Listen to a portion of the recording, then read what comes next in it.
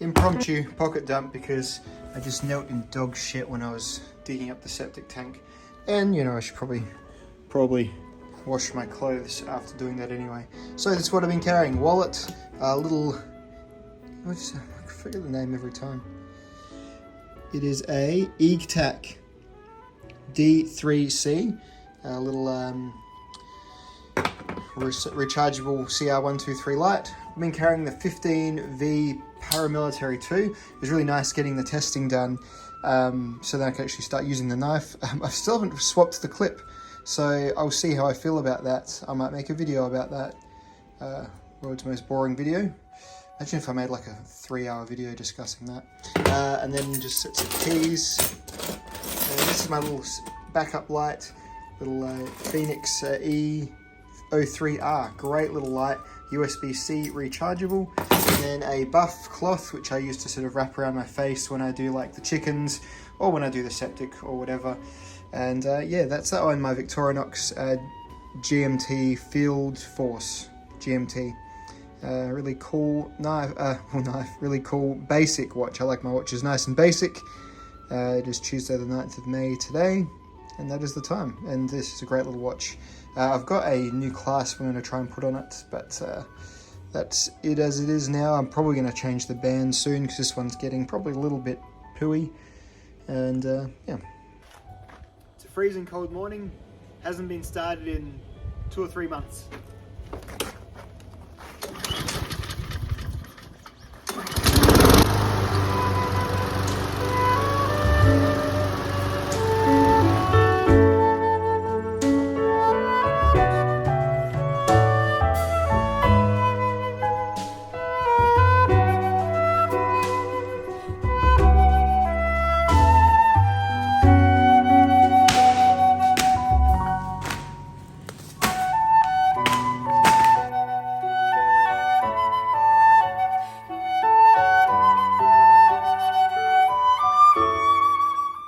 Few of you have correctly picked that I have gone down a couple of dress sizes lately.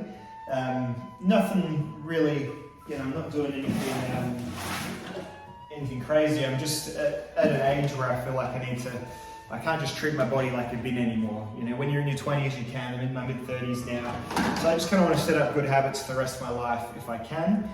So just been doing a couple of little things. I'm not a health guru by any means. But yeah, I've been doing a couple of little things just to make it just a little bit more, you know, trying to set good habits. I've been reading a book called Atomic Habits and just trying to set like habits that aren't super time intensive, but you can just do, and I just do this instead of other things, which would have taken up about the same amount of time. So what I'm talking about is my first thing I eat during most days, like what I break my fast with, and I generally fast until just before midday. It's about 11 o'clock now, so yeah, 11 to 12 is the first time I eat anything. So I try not to take on a single calorie until about now. I'll have black coffee in the morning. Luckily I can deal with black coffee to get me going. But yeah, this is how I break my fast, and it's with one of these. So I guess my you know, Twitter summary: somewhat intermittent fasting and some exercise, which I'll tell you about in a second. So anyway, I make this smoothie every day. I put a green in there. Sometimes it's kale, sometimes it's you know, what's the collard greens. Today it's spinach that I went out and picked in my garden. So a whole bunch of spinach there. I use a protein powder. I'm trying to use whey proteins because they are complete proteins. A lot of the plant proteins don't have. I've been doing a little bit of interesting research in this, I guess. A couple of the other protein powders you get, they're not like the best proteins. They're still proteins, but you want the full, all the amino acids. It's boring, I know. But anyway, I try and have your whey protein in my little concoction I'm making. And then I'm using these. This is like a multivitamin, like it's just like greens, I don't know. It's multivitamin, I guess, but also just, yeah, the goodness of freeze-dried powdered plants. Okay, and then I'm putting in, I usually put in something like this, like a fibrous meal. So this is a flax, hemp, and chia meal. So this one's almost done. So pop that one in there as well. I would usually just do a couple of tablespoons of it, but it's about what's left. Chia is good. Chia is good. Remember those ads? Chia. There's a new pet. Chia. Chia Pet, the pottery that grows. It's good for growing funny little plants, but it's also kind of bulks up the shake. Because I don't use milk in this shake anymore. I use just water. And chia seeds, when you blend them up, and once they take into water, and they make like a gel, it's a thickener. So if you want your shake to feel a little bit more like a meal, then you put chia in there. And then to make the shake palatable, and because they are probably one of the most healthy foods on the planet, I use blueberries, frozen blueberries. You've got to be careful with your frozen blueberries sometimes. There's been a few health scares in the past. These ones are pretty good. These are from Canada, I think. But yeah, lots and lots of frozen blueberries. You've got to overpower that spinach taste. And so I'll make enough shake for like 2 shakes here. And that's it. I put some water in there and then I blend it up.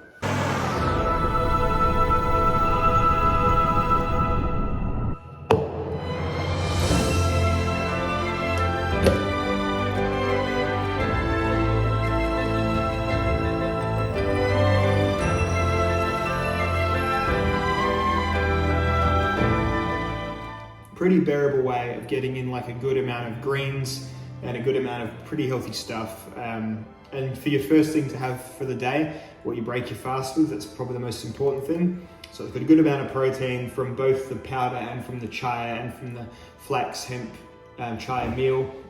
And then blueberries, good, full of every kind of, all the great fruit nutrients. And then spinach, obviously, the goodness of spinach.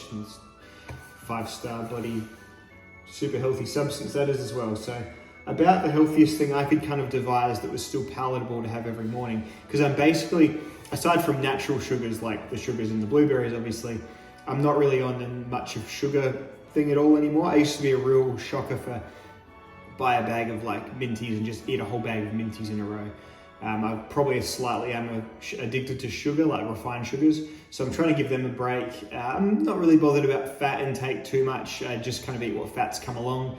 Obviously I'm avoiding Kentucky Fried Chicken, McDonald's and things like that. My dinners will be still pretty hearty meat dishes like steaks, and I had a beef casserole last night and it was on white rice. I'm not even on the low carb thing really. It's just, I'm just trying to eat a bit less, and the stuff I do eat, just trying to make it be like homemade if I can. And yeah, as much as you can in this modern world, make things at home. So that's sort of what I'm doing. But with regard to my exercise routine, that is as follows. So I've been on a light, I would say it's still just a light fitness regime, well, maybe light to medium. But my main goal with all of this stuff is that I never wanted to have to really have complex equipment or nothing that takes too long. Like I do like a 10-minute thing every day. And then on top of that, I do at least 2 to 3 sessions of yoga a week. Just a lady near my house runs a yoga, and she also does a Pilates, and they do it in a hot room, which is nice as well. So that kind of really gets you flexible for a start. The heat does help. It's like 5:30 in the morning, so you kind of get up, and then you get back from yoga. It's like 6:30 in the morning, and then you've got like a bit of free time before you even need to take the children to school. Like it's a really nice way of starting your day. Getting up sucks. Teresa comes with me, so sometimes we need to really. There's a bit of motivation required to get up and at 'em, but I think very rarely do we ever regret it. So yeah, 2 to 3 Pilates sessions, 2 to 3 yoga sessions a week. Pilates, if you don't know, is like just body weight stuff. It's kind of girly, like in historical terms, it's kind of like a ladies thing. I think you'll remember that Satisfaction video. But yeah, it's super good core strength. It's all just basically abs, squats, and a bit of upper body. Nothing too wacky. And it really is something you can start from when you're basically a noob, and you just scale it and it's fine. Like it's really good. But the best part about it is you don't need equipment really. You might use a band or two. And generally speaking, it's you're very, very user and beginner friendly and accessible. But when I'm at home, I do a couple of little things in my little daily routine. So every night before bed, unless I've done a Pilates just recently, every night before bed, I will do like 3 things. So the first thing I'll do is this, and I'm not usually in my full clothes. I'm actually like an underpants dad, where I'm like, my kids are going to be like, our dad spent like my whole childhood walking around the house in his underpants or his boxer shorts. Yeah, I don't know. It's just how I've never thought I'd be an underpants dad, but here we are. So yeah, I'm usually in my underpants, but I do this for the start. So I do like a it's like a bike, or it's just like these, where you do this.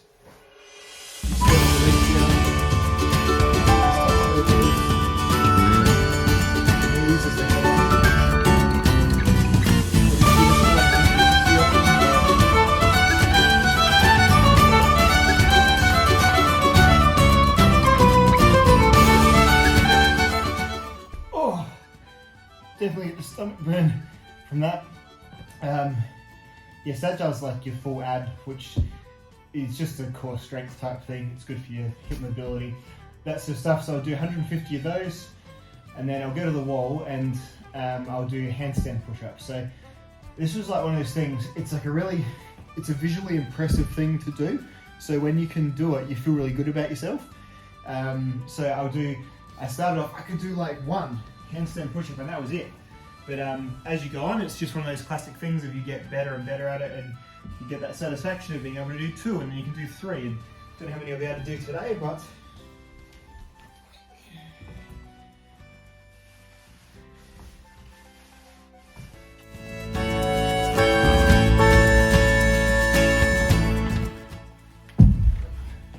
today. So sometimes it's between 15 and 20 lately, I've noticed, which is good. Like it's good shoulders, it's good, you know, bit of biceps, bit of just of all of your arms. And again, it's been literally 5 minutes. Like, how long's the camera been going? 5 minutes exactly. So like a good solid workout, and you can just repeat that twice, and then I'll either do push-ups or I'll do, I do have a kettlebell, so sometimes I'll just do tricep extendy kind of moves like this. You just lift the kettlebell above your head, and that's like, do that for like 20 times, and then that's like my little 3 exercises I'll do, and then I'll just repeat it maybe, or I won't, and just turns everything on like for the day, or for the, you know, to complete the day, and just like kind of feels good. So yeah, the main thing I wanted about my sort of exercises was for them to not be too complicated and not require too much in the way of equipment or time. So you can make it a habit really easy rather than having to set aside big blocks of time and get prepared for it. So, and I feel like I've got it sorted pretty well. Just while I'm getting dressed, these AS Color t-shirts, basically the t-shirt I wear, I've become one of those people that wears the same shirt every day, but just different colors. And I've got like 10 of these now, and they're just really nice fitting, very basic t-shirts. It's got brown, yellow, red, this pinky color, a couple of other types in here, but yeah, generally lots of just, yeah, the same shirt, same brand over and over again. Yeah, I just find that easiest. I really don't care what the clothes I wear are. I just want I want to have enough of them so I don't have to do washing every day, and that's about it. And they're really cheap. They're like, you get 2 for $50 or something, and yeah, it's just working for me very well. I've always loathed men's clothes, or just shopping for clothes in general. And there's just this, I feel like for the last 15 years, every shirt you buy has some random thing that just doesn't exist. Like, you know, Golden Surf Company, 1976, like that whole look of, I guess it's a 70s, it's a vintage look, but it's just everything you buy in Australia is that kind of thing, you know, this fake company or brand that never existed, you know. Yeah, Golden Beach rollerblading, you know, class of 76. And I just, I always hated that. I just want nice plain clothes that you know, fit well and are durable. This is really good cotton, like it's proper cotton. Good merch is printed on these, and these is just like the shirts without the merch on it. So, and then I've gone and ordered, I've got 3 pairs of these. These are the Levi's. What kind of Levi's are they? They're just the khaki jeans that I like, because I've got a few extra pockets here along the side, but without being like cargo pants. And yeah, they're just like a good fit. I do need to wear a belt with them. These are slightly too big, but yeah, this is my outfit I'll be getting around in basically every day. Just these jeans and a different color shirt. And that's it. I just find it a nice way to get around. I'm probably look like, well, no, the shirts change color, but yeah, I'm getting towards that Where's Wally point where you just have the same of every outfit. Like Homer Simpson, same of every outfit in your closet. People have asked a couple of times about my boots. There's a real interest in boots. I don't quite get it. These ones are fine. They're not anything super special. They're from a company called Black Rhino, which there's like a store in near the airport here. They're made in Portugal, I think. I don't know. Maybe the other one's not so beaten up, we'll be able to see. Anyway, these have fallen apart a couple of times, and so I've glued the soles back on with shoe glue. So, I mean, they're fine boots, but yeah, I've got no idea where these are made. Sorry, I think they're made in Portugal. I don't know. But yeah, I've glued these back on a couple of times. Yeah, I kind of use my stuff until it really does stop generally. So that way we can afford other less, boring things more often. And I find boots really boring. I know people love boots, and there's that real fetish. Oh, Red Wings, those, or their Wrangler Star goes and, gets a $1,600 pair of boots or whatever fitted and custom made. And I know the saying, your boots or your bed, you're in one or you're in the other, so don't hold back. But these weren't cheap, but they're just fine. I don't care about them. I don't give them a second thought. But that's probably enough talking about me. I just have been asked a couple of times, more than a couple of times lately, about these things, so that's that. Yeah, I'm just getting a bit old, so I'm just trying to look after myself. See, some grey hairs in the old beard there. It's happening, so I want to have as long a time up and able, in life as I can. I don't want to have some, and sometimes you just get kicked in the dick by life and you end up, get like, some shitty disease, but I figure give myself a fighting chance. And that's what's going on there. Eating well and a bit of exercise, nothing too crazy. Alrighty, and let's talk about knives. We'll talk about my favourite knives lately, my favourite things, perhaps. Alrighty, so I get it out of the way. Today I'm carrying the 15V Paramilitary 2. It's a good iteration of the Paramilitary 2. What's the camera on cinematic mode? Might just focus that on normal mode. Yeah, so good iteration of it. It kind of feels a bit like the K390 steel in a knife, like it's pretty geared towards edge retention. It's one of those steels you can tell when you get it straight out of the box. It's one of those darker grey steels, so it's gonna oxidize a little bit. So, and mine even has lately, since I've been using it, cutting a few apples and pears up and that sort of thing. It's got a few little dots on the blade already. It's getting there, but I totally don't care. I'll show you my next. This is my user knife here. Oh dear. I just think, so that's my Stretch 2. This is my favorite knife. I use it for all sorts. I was using it to cut open the plastic on top of my septic tank just before. It's just a great knife. This is the K390 Stretch 2 rather, with the flat nose, the drop point tip. And this is my other sort of, probably my favorite of all of my user knives, really. I really put that through hell.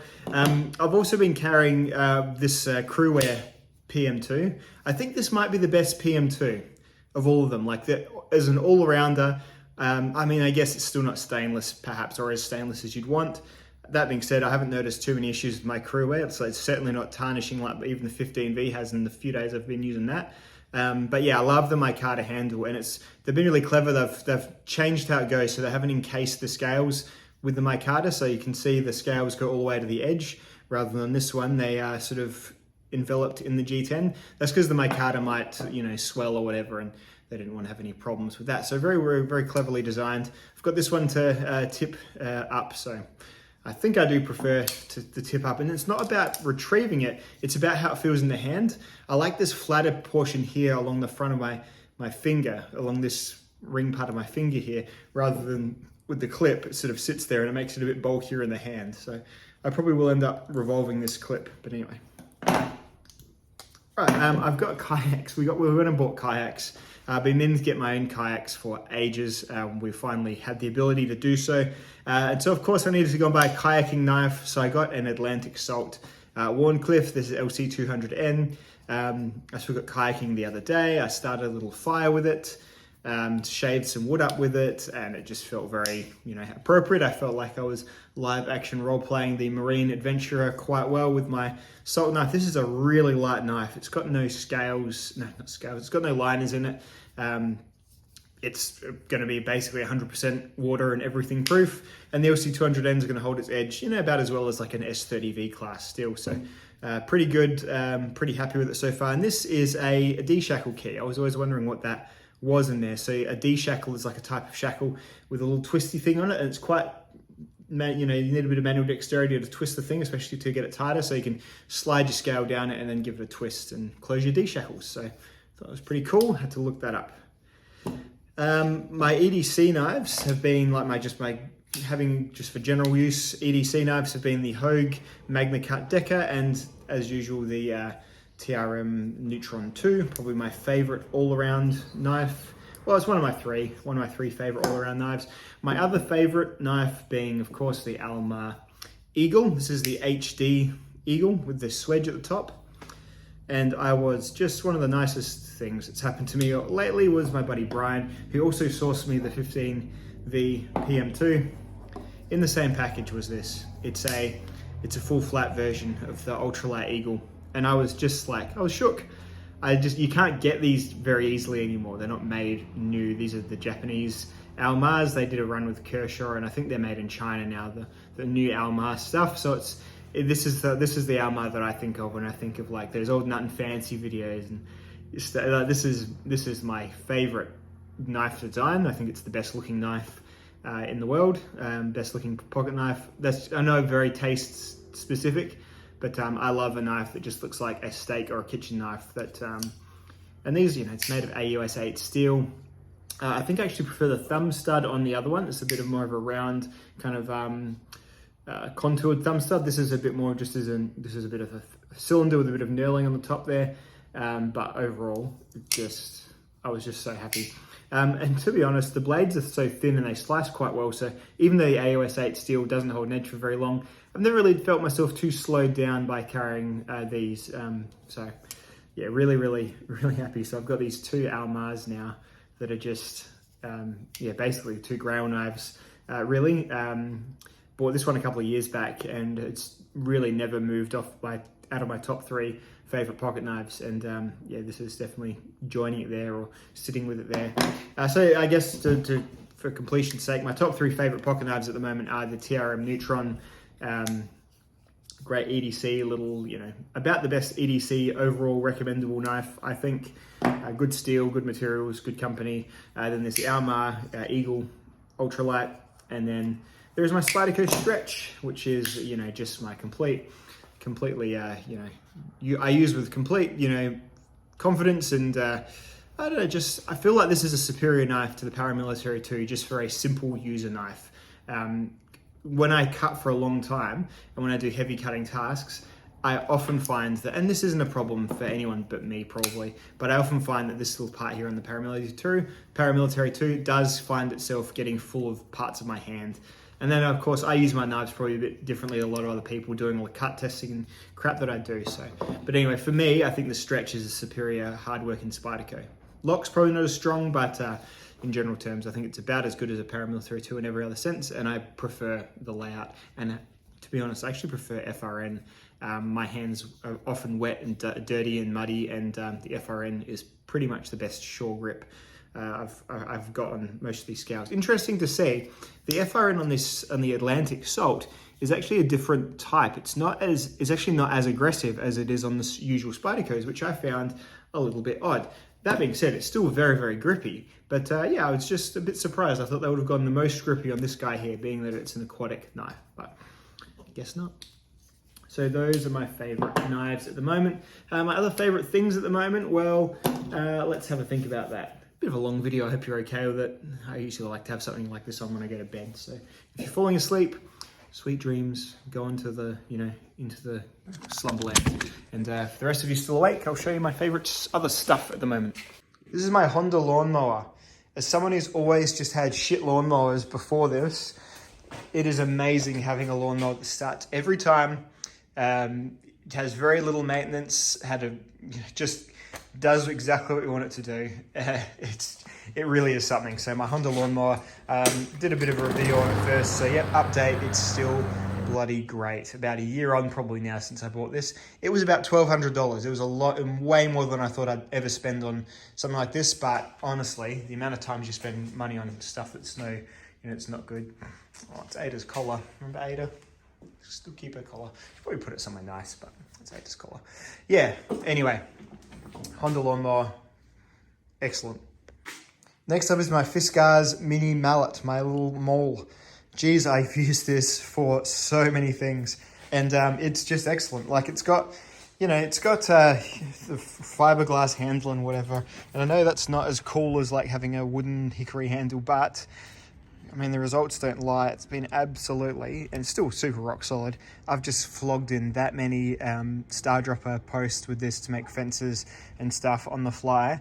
Absolutely, this will be hard to top in terms of my most used outdoor tools for sure.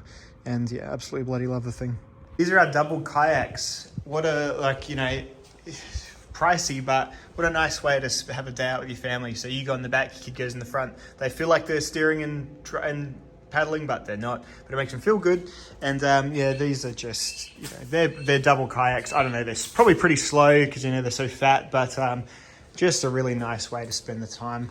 And I've been wanting these for ages, and Teresa sort of only recently, because we've both been on this health kick, she kind of got in on the idea of it too. So we've had a nice day out kayaking the other day, and it was bloody lovely. Got to have a little fire, roast some marshmallows. It was good. I've had a new kitchen knife for a while. I got a Shun knife. So this is a Sora chef's knife from Shun. It's VG10, super nice and high reflective. My friend Chris got me onto this, and I could get it at a really good price. So I got this for about 85 Australian dollars, which is only about $20 more expensive than a Husk knife. And this is just laser precision, such a good chef knife. My Spyderco, the Corian handle finally broke on it because it was getting put in the dishwasher and whatever. It was an older knife. I've still got the blank, so I'm going to make a scale for it, I think, because I still love that Spyderco K12 kitchen knife. So I've been using this guy instead of it, and this feels like a proper fancy knife. And I think the retail, I got it for about half price. Usually they're about 150 Australian dollars. So you know what? I've always maintained you just need like 3 kitchen knives. You need like a big chef's knife. You need like maybe a Santoku, something you can use for the meat, something you can use for the vegetables at the same time, so you don't have to keep washing. And then just a little utility knife, which I went for Mora. So Mora make kitchen knives, and this is a Mora. This is in 12C27. Mora kitchen knife. Teresa really loves it because it's got just a nice rubbery handle, really controllable, and yeah, very, very thin and sharp as well. And yeah, this has been sort of the other little utility blade we've been using in the kitchen. And this was $40, which is $20 less than a Husk knife. So just goes to show you that there are so many better knives out there than those garbage Husk knives that I've probably got a bit of a fixation on slagging at the moment. But anyway, those next favorite thing, this kitchen knife specifically, but they're both really cool. And I'm wearing my Cobra Pastoralist, which in the summer is probably my 5th favorite thing. I love this stupid hat. It makes me feel good wearing it. It's kind of one of those things. I know I'm the guy who wears like the same outfit every day, but I guess we all have those things we need about ourselves that are individualistic. So I generally wear this Pastoralist. I wouldn't wear it like in public, but I wear it for walks with the dogs, and I wear it for like, yard work and stuff like that. And I like it a lot. And I wear it around my friends and that sort of thing, but it is it's a bit too jazzy for most other folks, but there you go. And yes, the brim is supposed to sit up like this. Yeah. So wearing my Pastoralist over to about the opposite thing, finally got a PS5.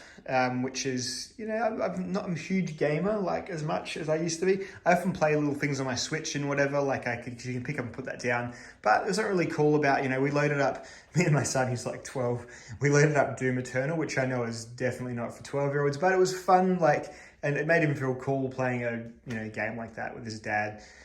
So we played like Doom Eternal the other day.